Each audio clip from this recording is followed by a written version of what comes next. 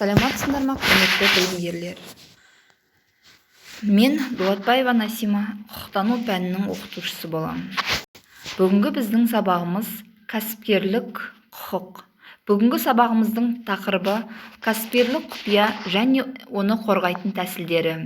Жоспар бойынша қарастыратын сұрағымыз коммерциялық құпияның мәні және оны құрайтын мәліметтердің жіктелуі.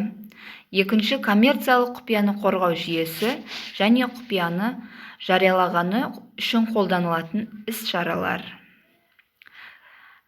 Кәсіпкерлік құпия бұл таралуы зиян келтіретін кәсіпорынның қызмет туралы мәліметтерді жариялауға кәсіпорынның кәсіпкердің заңмен қорғалатын құқығы. Ал коммерциялық құпия деп жариялау олардың мүдделеріне зиянын тигізетін фирма, кәсіпорын қызмет туралы мәліметтерді айтамыз. Коммерциялық құпия заңды негізде еркін қол жеткізуге адамдардың шектеулі тобы ие болатын, жариялануы, алынуы, пайдаланылуы, оның мүдделеріне залал келтіруі мүмкін ақпарат. Коммерциялық құпияны құрайтын ақпарат мынадай бірқатар талаптарға жауап беруі керек. Ол мемлекеттік құпияға жатқызылмайды, ақпаратты ашық қолдану тәсілін кәсіпорын үшін зиян келтіруі мүмкін. Ақпарат заңдық негізде жалпыға белгілі және жалпыға қолжетімді болып табылмайды. Сонымен қатар кәсіпорын экономикалық және басқа да тиімділікті қамтамасыз ету үшін құпиялықты сақтау бойынша қажетті шараларды жүзеге асырады. Коммерциялық құпия болып табылатын ақпараттарды қорғауды қажет етеді. Мұндай мәліметтерді құпия ұстау кәсіпорынға зиянын тигізбейді. Коммерциялық құпия болып табылатын мәліметтерді кәсіпорынның қызмет сферасы мен сипатына байланысты келесі топтарға бөлуге болады. Қаржылық қызмет туралы мәліметтер, нарық туралы ақпарат, өндіріс, жұмыс орындау, қызмет көрсету туралы мәліметтер, ғылыми әзірлемелер туралы мәліметтер, материалды техникалық қамтамасыз ету жүйесі туралы мәліметтер, кәсіпорын персоналы туралы мәліметтер, кәсіпорынды басқару қағидалары мәліметтері.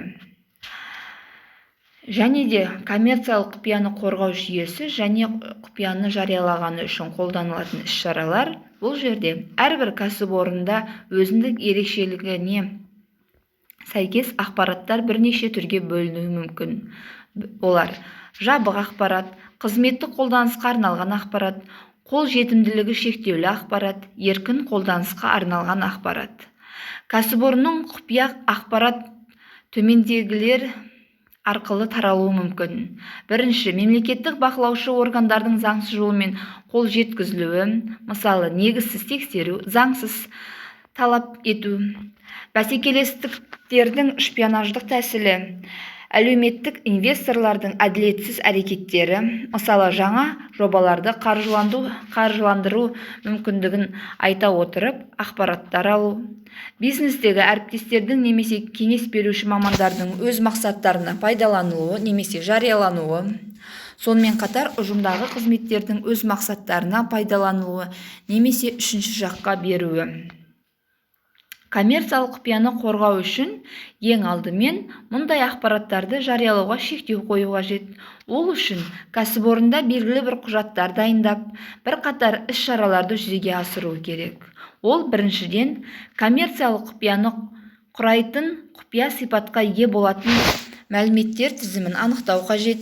Екіншіден, коммерциялық құпияны қорғау қалай жүзеге асырылатындығы жөнінде ереже дайындау қажет. Үшіншіден, әзірленген құжаттар негізінде лауазымдық нұсқауларға өзгертулер мен толықтырулар енгізу қажет. Төртіншіден, кәсіпорынның барлық қызметтеріне хабарлай отырып, жауапкершілік пен жазалау мәселесін қатаң ескерту қажет. Сонымен қатар, бесінші, құпия түрі. Бұл коммерциялық құпияны сақтау үшін қажетті барлық жағдайлар жасауы тиіс. Сонымен қатар, коммерциялық құпияны қорғауды қамтамасыз ету бұл ішкі және сыртқы, сонымен қатар құқықтық, ұйымдық, техникалық, психологиялық қорғау болып бірнеше топқа бөлінеді екен.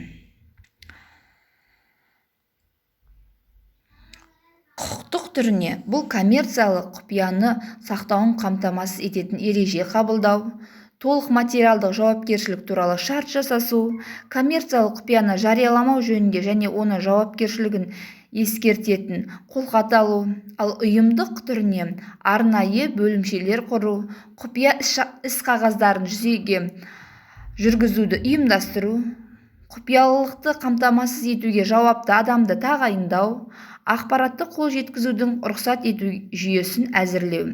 Ал техникалық құпияның түрі бұл ақпараттық таралуы мүмкін көздерін анықтау, ақпаратты сақтау үшін арнайы құралдар мен бағдарламалық өнімді сатып алу және монтаждау, ақпараттың тарату каналдарын іздеу және техникалық қорғау бойынша жүйелі түрде іс-шаралар жүргізу.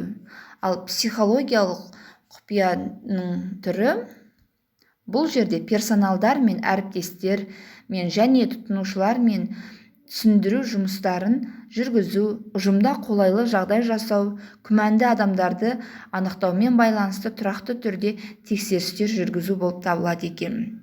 Коммерциялық құпияны қорғауды ұйымдастыру кезінде оның экономикалық тиімділігінде көңіл бөлу қажет. Сондықтан мынандай екі жағдайды ескеру қажет. Құпияны сақтауды қамтамасыз етуге жұмсалатын шығындар коммерциялық құпиялық жария болған жағдайда болуы мүмкін, экономикалық зиянмен салыстырғанда аз болуы тиіс. Коммерциялық құпияны сақтауды қамтамасыз етудің жоспарланған іс-шаралары кәсіпкерлердің қызметтік экономикалық тиімділігін арттыруға септігін тигізуі қажет. Сонымен қатар коммерциялық құпия болып табылатын ақпаратты қорғау барысында кәсіпорын мынандай міндеттерді шектеуі қажет екен. Ол біріншіден, өз қызметі жөнінде тұтынушылар және жабдықтаушыларды ақпараттық мәліметтермен қамтамасыз ету және жарнамалау қажет. Екіншіден, кәсіпорын қызметінің көптеген аспектілерін жарнамалау үшін оның нақты ақпараттық мәліметтерін ашық пайдаланбау мүмкін емес. Бұл жағдайда кәсіпорын коммерциялық құпиясын ашу проблемасы туындайды екен. Бүгінгі сабағымыз осы. Назарларыңызға көп рахмет.